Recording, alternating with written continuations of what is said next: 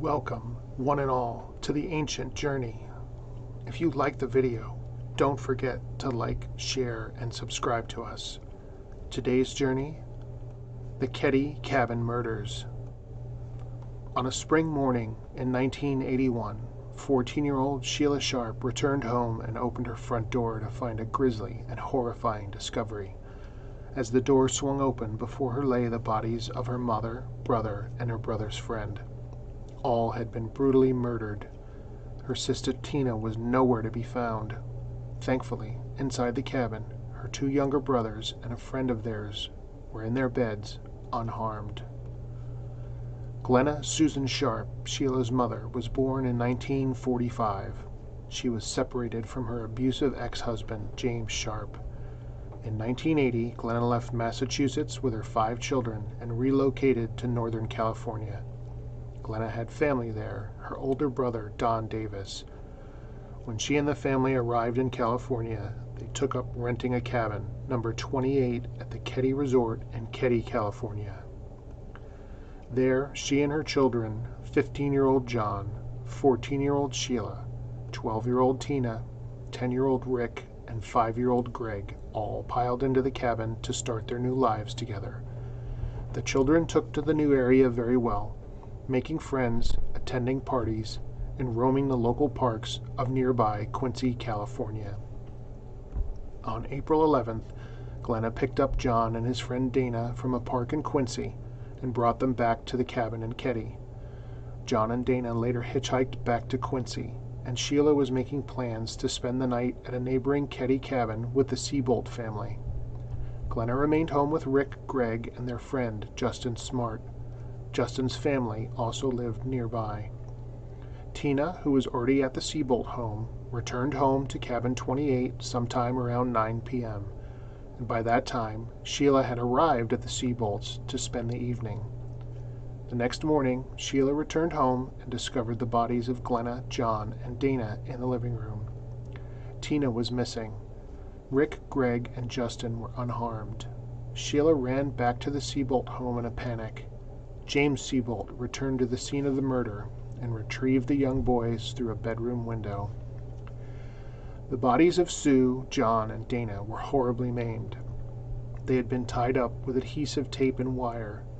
They had been beaten with a hammer, the butt of a BB gun rifle, and stabbed repeatedly with a large kitchen knife. Blood evidence indicated all 3 were murdered in the living room.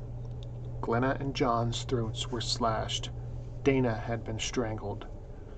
The Seabolt family had heard no commotion during the night. A couple in another neighboring cabin thought they had heard muffled screaming, but could not determine where it had come from. The 3 boys in the cabin had slept through the incident all together. Tina was still missing. The curtains in the cabin had been left closed after the incident. The phone had been taken off the hook at some time before the murders.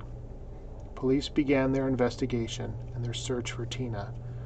They came up nearly empty for fingerprints in the cabin and guessed that the suspects wore gloves and were prepared to hide their tracks. They interviewed many suspects. They began to put some theories together. A man who had disappeared from Keddie just after the murders was tracked down in Oregon and given a polygraph test, which he passed. Martin Smart, a neighbor of Glenna and the father of Justin Smart, claimed he had been missing a clawhammer from his home, which possibly could have been one of the murder weapons.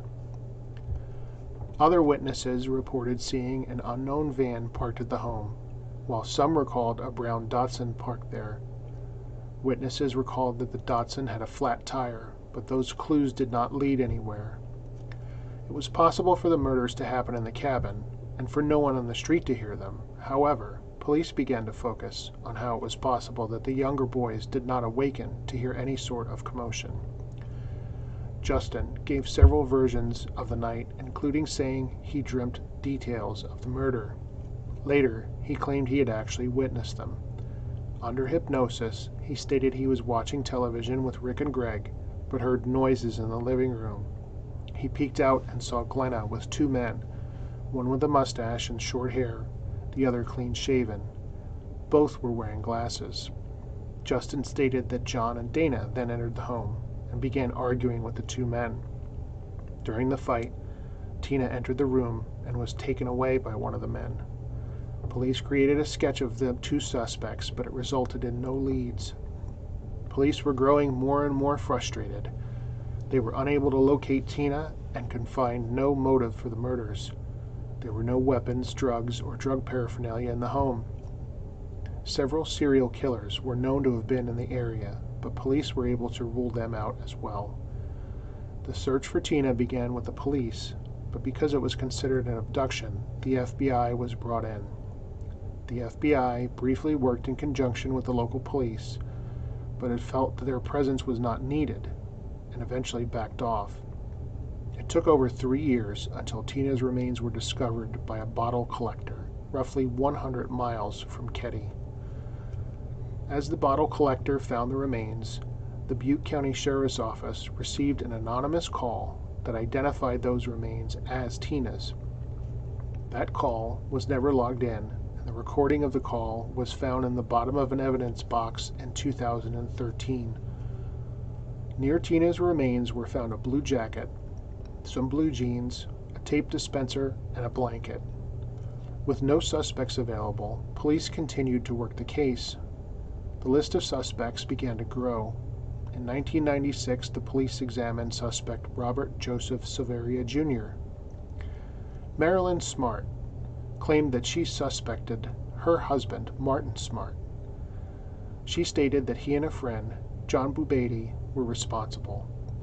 She told police that she awoke around 2 a.m. on the night of April 12th to find her husband burning something in the wood stove with no explanation. She told police that Martin hated John Sharp, Glenna's ex-husband. Police interviewed Martin, who passed a polygraph test. John Bubetti was known to have ties to organized crime, but was never arrested for involvement in the murders. In 2016, a hammer was located in a local pond that matched the description of the hammer Martin claimed missing in 1981. The special investigator assigned to the case at the time, Mike Gamberg, stated that they had 6 potential suspects. Gamberg detailed a letter discovered Martin from his wife that he had left her after he had moved to Reno, Nevada. Martin concluded the letter by stating, "I've paid the price of your love, and now I've bought it with 4 people's lives." Gamberg stated that that letter was never used as any evidence.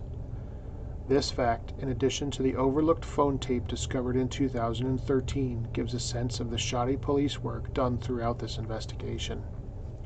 In April of 2018, Gamberg alerted the media that DNA evidence recovered at the crime scene matched a suspect, and that suspect was still alive.